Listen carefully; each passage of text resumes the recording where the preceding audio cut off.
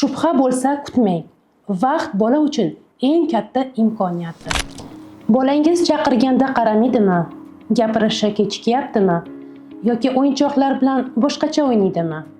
Bu rivojlanishning oddiy buzilishi emas, balki autizm bo'lishligi mumkin. Autizm miyaning nerv rivojlanishining buzilishi bo'lib, bu kasallikdan ko'ra rivojlanishning o'ziga xos buzilish holati hisoblanadi. Asosiy belgilari: chaqirganda qaramaydi, ko'z kontaktining kamayishligi, takroriy harakatlarning ko'plikligi, exolaliya, bir so'zning qayta takrorlash, tartibsizlik buzilganda asabiylik, ovozga, shovqinga kuchli yoki kuchsiz reaksiya ko'rsatishi kuzatiladi. Asosiy kelib chiqish sabablari aniq emas. Bu genetik omillar, homiladorlik davrining og'ir o'tishligi yoki tug'ruq travmasi sabab deb ko'rsatiladi. Ota-onaning tarbiyasi aybi emas yoki telefonda ko'p o'tirish autizmni keltirib chiqarmaydi. Vaksinatsiya esa autizmga sabab qila olmaydi. Bu afsonadir. Bolajonlarda 1 yosh va 3 yoshdan boshlab autizm belgilarini aniq ko'rishimiz mumkin.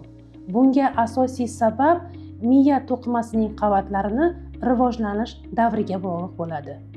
1 yoshgacha bo'lgan davrda miya qavatlarining rivojlanishi kech bo'ladi.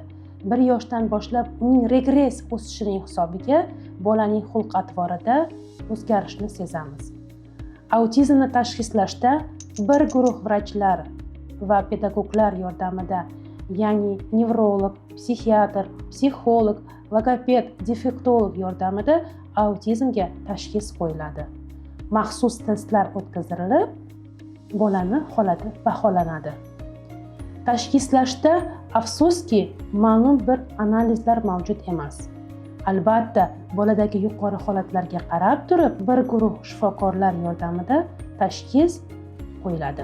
Autizmni davolashda maxsus davo taktikasi yo'q. Erta aniqlanish va erta taktika boshlash bolaning ijtimoiy muhitga moslashishining, nutqining chiqishiga va xulq-atvorini korreksiyalashga yordam beradi. Shubha bo'lsa kutmang. Vaqt bola uchun eng katta imkoniyatdir.